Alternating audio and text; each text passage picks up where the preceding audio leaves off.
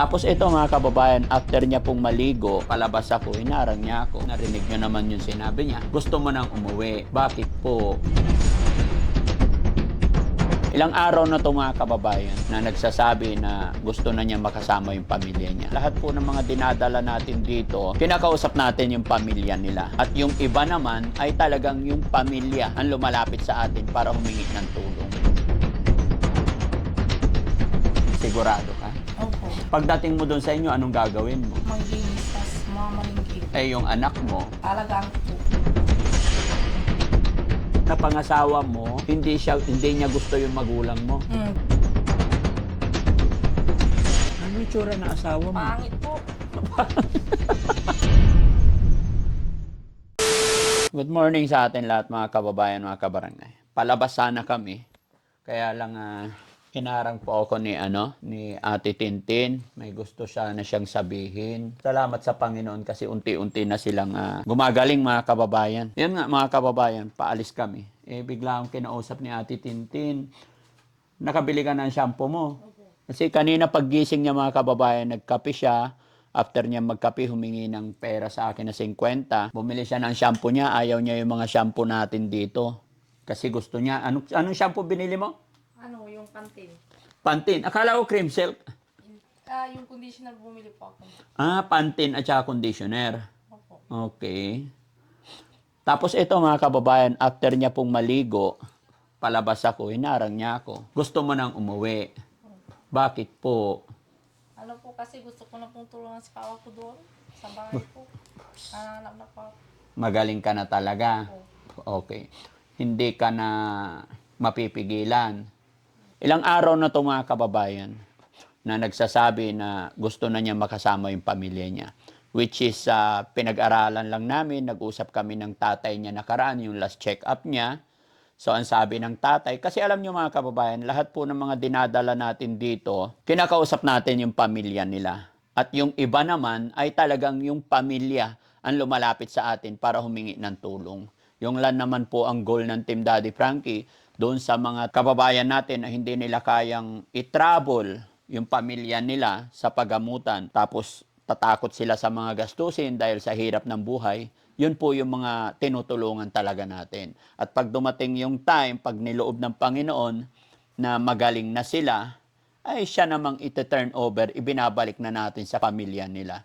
No? Hindi naman natin sila pwedeng ipagamot or hindi natin pwedeng simulan na without consent sa kanilang mga pamilya. Kaya ito, narinig nyo, hindi lang naman 3 beses sinabi. So, aaksyonan na po natin ito. No? Dahil hindi po pwedeng tumagal dito sa atin. Dahil nagsasabi nga na gusto na niya at sinasabi niya rin na magaling na siya. Nakita rin natin. No? So, ang mangyayari na lang dito, hopefully na ituloy-tuloy ng kamag-anak, kapamilya, yung pagpapainom nila ng gamot. Kasi once na hindi itinuloy-tuloy, kasi ang mga ganitong pasyente, mga kababayan, is ganitong pasyente is magiging maintenance na yan. Kaya ko rin nalalaman to dahil doon sa family doctors namin, isa nag-a-advise sa akin kung paano at kung ano ang mga tamang proseso. Hindi naman po tayo nagpapainom ng mga gamot na walang resita. Kagaya ni Ate Tintin, may resita lagi. Chine-check up. Kaya eto, awa ng Diyos. Ano ba sabi ng tatay mo sa'yo? Uwi ka na, sabi niya. Sinabi niya uwi ka na. Kailan mo daw gustong umuwi? Ngayon na po. Sana. Ay, ngayon na agad. Opo. Sigurado ka? Opo. Pagdating mo doon sa inyo, anong gagawin mo? Ano, sasamahan ko po si papa ko maglinis, tas mamalingki. Mamamalingki. Eh, yung anak mo, Ano po, alagaan ko po. alagaan mo. Pangako mo sa akin, hindi ka na babalik sa lansangan. Opo. No? Okay. Kasi sa totoo lang mga kababayan, si Ate Tintin, eto, maraming nagtag sa amin kung bakit namin siya nakita. Maraming nagtag sa akin na tignan nyo ito hanggang sa dumating yung point na nakita natin sa lansangan and then pinuntahan natin, hinanap natin kung taga saan hanggang sa nakausap. Kaya yun, eto na ang nangyari. Ano? Okay. Sa palagay nyo mga kababayan, mga kabarangay, Kasi napapanood nyo naman na gusto niya na talagang umuwi. Ano? Pangako mo sa akin, Ate Tin, hindi ka na babalik sa kalsada. Po. Kasi matagal siya sa kalsada, mga kababayan. Pero masaya ako para sa'yo kasi okay ka na at magaling ka na. Papareview natin yung mga taong nag-sponsor sa kanya para maibigay na rin sa kanya, no? Yung mga tulong. May mga tulong naman sa'yo, Ate Tin. Nandyan nakatabi na para pagka dumating yung time na yun at siguro ito na yun na ibibigay namin sa'yo yung mga, may mga nagpadala sa'yo eh. So ibibigay namin sa'yo para mayroon kang panimula. Ha? Anong sasabihin mo sa mga tao na tumulong sa'yo, nagbigay sa'yo? Salamat po sa inyong lahat. Dahil tinulungan niyo po ako. Ano naman ang masasabi mo kay Ate Feli na kasama mo ilang buwan dito? Ano po, masaya po kay Ate Pili. Dahil Bakit? nakasama ko po siya. Bakit ka masaya? Nakasama ko po siya ng ilang buwan. Nakasama mo na ilang buwan. O sige. After ng mga ilang buwan, mapapanood po ni Ate Feli ito. Anong mensahe mo sa kanya? Sige. Ate Pili, salamat dahil dumating ka sa buhay ko na kayong nag-alaga sa akin. Mahal kita, Ate Pili. Okay. Sa Team Daddy Frankie, yung mga kasama natin. Salamat po dahil tinulungan niyo po ako.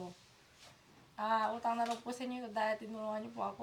Bawal ang iyakan para hindi iiyak si Daddy. Pag umiyak ka, iyak din ako. Kala mo ba? Di ba? Masaya ako, Ate Tin, na napagaling ka namin sa tulong ng Panginoon at sa tulong din siyempre ng ating mga tagapanood. So alam mo na 'yon nangyari. Okay. Naalala mo nung bago pa lang ikaw namin nakita? Naalala mo 'yon? Anong pagkakaiba ng buhay mo noon at saka sa ngayon? Masaya po dahil tinulungan niyo po ako. Okay.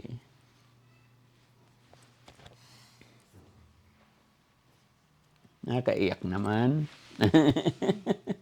Hindi ako naiiyak na malulungkot kasi aalis na siya. Hindi. Naluha lang ako na eto na siya, di ba?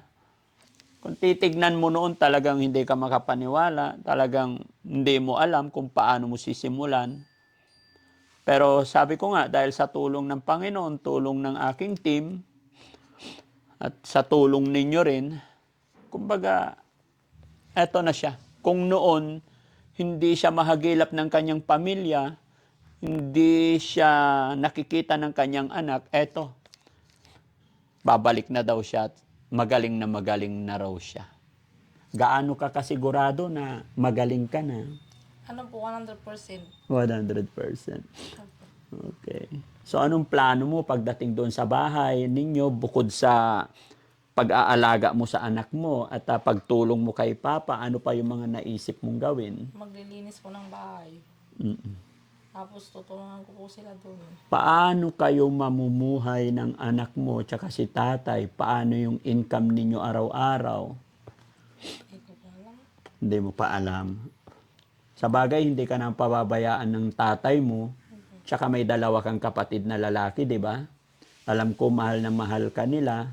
At alam ko hindi ka nila pababayaan. So yun, mga kababayan, mga kabarangay, ngayon din mismo, bago natin siya ihatid, papasundo ko ang kanyang tatay. I-text mo yung tatay mo ngayon, tapos papasundo ko siya ngayon. Kasi bago kita ihatid or what, kailangan makausap ko rin ang tatay mo, formality, na tinurn over na kita sa kanya.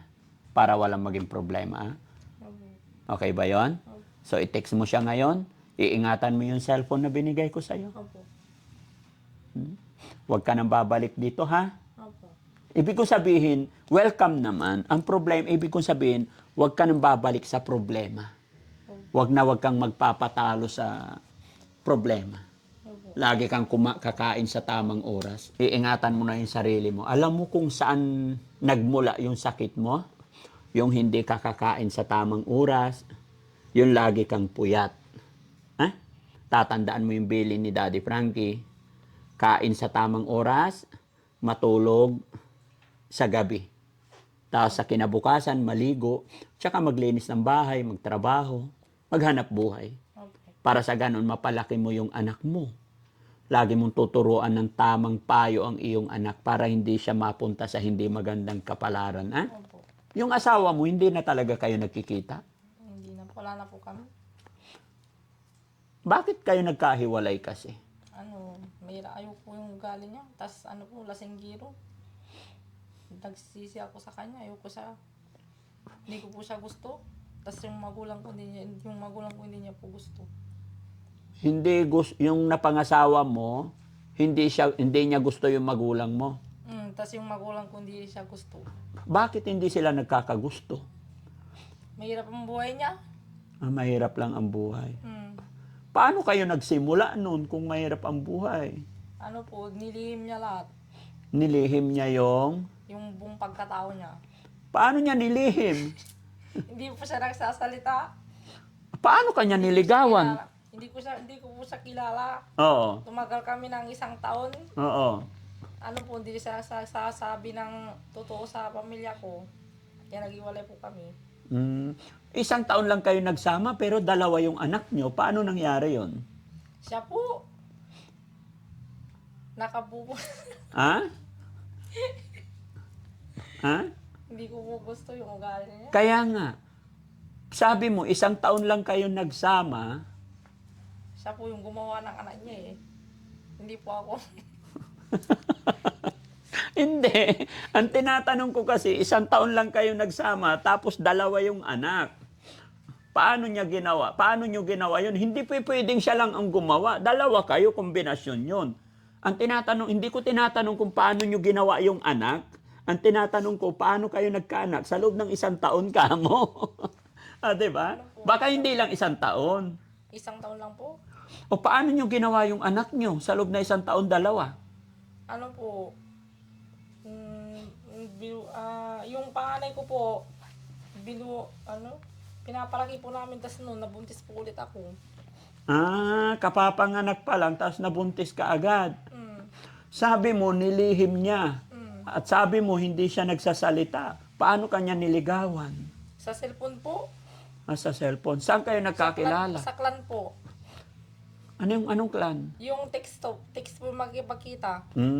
Tapos, Yun po, nagkipagkita po ako. ano itsura na asawa mo? Pangit po. May picture ka pa ba na asawa mo? Pwede makita? Kapo nandro eh. Ang pogi naman ni Andrew eh. Ano ka ba? Opo. Pwede ko ba makita? Saan ang cellphone? Wala Hindi. po akong picture. May Facebook yun. Anong Facebook niya? Jimboy po, Jimboy. Nati-charge po yung cellphone. Ito. Search mo nga. Prince Mintar po. Ha? Prince Mintar. Pangit daw si Andrew eh. Yari ka. Search mo yung na asawa mo. Nakakatawa talaga tong... Kasi marunong siya mag-cellphone, mga kababayan. Saan siya? Yan po. Ito siya. Ang bilis. Pogi naman. May bigote nga sa baba. Ha? Hindi mo siya namimiss? Hindi ko siya gusto. Bakit? Ha? Tignan natin yung mga photos. Ano ba? Mahina yung net ko? Isa lang picture. No? Pero pagka sinisilip-silip mo yung Facebook niya. Hindi. Bakit alam mo pa until now? Yung pangalan lang po. Ito pogi naman. Tingnan mo. Wala nang pag-ibig. Bakit? Opo. After all nyo makagawa ng 2 bata, wala na agad? Kinuha niya. Kinuha niya yung isa. Tigisa kami. Anong trabaho nito ngayon? Farmers po yan. Nung nanligaw sa'yo, hindi pumupunta sa bahay nyo. Opo. Paano? Saan kayo? Di ba sabi mo nagsama kayo ng 1 taon? Saan kayo tumira? Pinili niya akong tumira doon sa bahay nila, pero ayoko. Saka ka na umalis. Kung natatandaan mo, Ate Tintin, kailan nagsimula yung sakit mo? Anong taon? Yung panganak ko po, pangalawa po, yung bunso po. May po yun, 2019 po. 2019, Noon po. nanganak ka doon sa bunso. Tapos, pagkatapos mong manganak, Yun na po, nagkasakit na ako ng ganun. ano nangyari nung nagkasakit ka? Natatandaan mo? Wala po ako sa sarili ko. So, ibig sabihin mga kababayan, nagkasakit siya dahil sa panganganak. Possible din na napabayaan ka ng asawa mo pagkapanganak mo. So, natatandaan mo pagkapanganak mo, and then, sino nag-aalaga ng baby mo? Siya, kinuha niya po yung biyanan ko. Kinuha ng biyanan mo yung baby. Bakit nasa tatay mo yung bunso mong anak ngayon? Paano nangyari? Ayaw niya po doon din.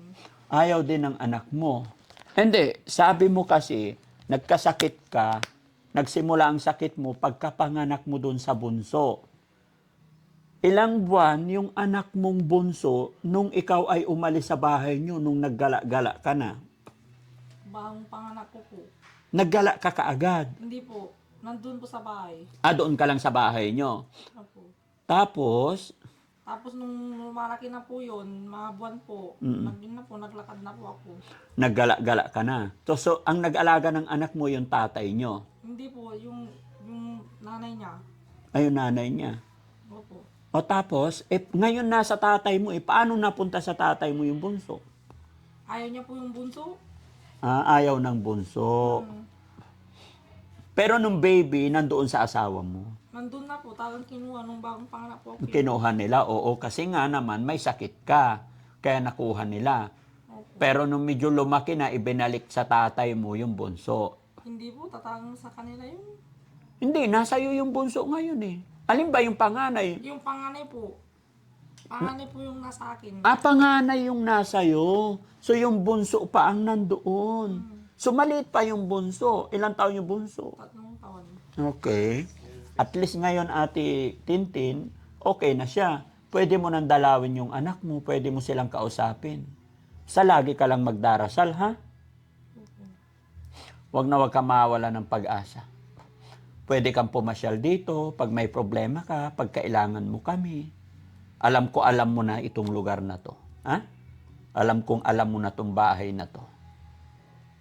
Pagbibigyan kita sa hiling mo, dahil yun ay karapatan mo. Mga kababayan, mga kabarangay, maging ako man, hanggat maaari, hindi pa sana. Pero hindi natin pwedeng ipagsawalang bahala yung karapatan nila. Dahil nanggaling na rin sa kanya mismo na kaya na niya, magaling na siya. At lalong-lalo nang hindi natin pwedeng ipagsawalang bahala yung sinasabi niya na gusto niya na makasama yung kanyang anak. Although nandyan pa rin yung ating paggabay kahit nandoon na sila. Nakikita nyo naman dun sa mga nauna na nating turn over, pinupunta-puntahan pa rin natin para hindi po masayang yung mga naitulong natin sa kanila. Binibigyan pa rin natin sila ng assistance sa mga pambili ng gamot.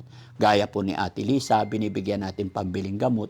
Gaya po ni Ate Maricel, hindi man linggo-linggo, pero at least once a month, nakukumusta natin yung mga medicine, yung mga gamot nila. Yun ang pinaka-importante mga kababayan kasi maintenance na po yan. Pero yung iba naman, pag talagang naumbalik na yung ayos nila, yung iba hindi na nagme-maintenance. Depende po sa nagiging behavior, character ng mga pasyente. Pero halos lahat yan mga kababayan, nagiging maintenance na yan. At depende rin po sa pagtrato or pag-help, paggabay ng pamilya. Kasi may mga time talaga na itong mga to, pag napagod or nagkaroon ng problema, madali silang medyo ma-depress, kumbaga. Kaya napaka-importante po yung support ng pamilya. Pag alam mo napagod, tulungan. Pag alam mong nahihirapan, gabayan. Ganun lang. Help lang. Kasi pag pababayaan natin, papunta siya sa problema hanggang palalim ng palalim yung kanilang pinagdadaanan hanggang sa hindi na nila makilala yung kanilang sarili. Pero the more na mga ganyan pasyente natin, tinutulungan natin, ginagabayan, kinakausap, ipinapaliwanag, magiging normal, magiging okay. Ganun po yun. So, okay, Ate Tintin, ha? Hintayin mo yung tatay mo, papasundo ko ngayon. Ngayon na talaga agad-agad. Opo. Kailan nagsabi yung tatay mo na pinapauwi ka na? Kailan siya nagsabi? Kahapon po, nag-text po. Nagkachat ko po siya. Kahapon. Ano po, tinatanong po. Ano sabi niya kahapon? Anong exactly word na sinabi niya? Uwi ka na kan. Sige. Okay. So yun mga kababayan, mga kabarangay, papaayos ko rin po lahat, no? Abangan nyo po yung pagdating ni tatay. Ipapakita ko rin po sa inyo, kailangan may formality na turnover. Pag dumating si tatay, nag-usap-usap kami, and then iahatid namin mismo sa kanilang bahay. Maraming salamat po mga kababayan, and God bless po.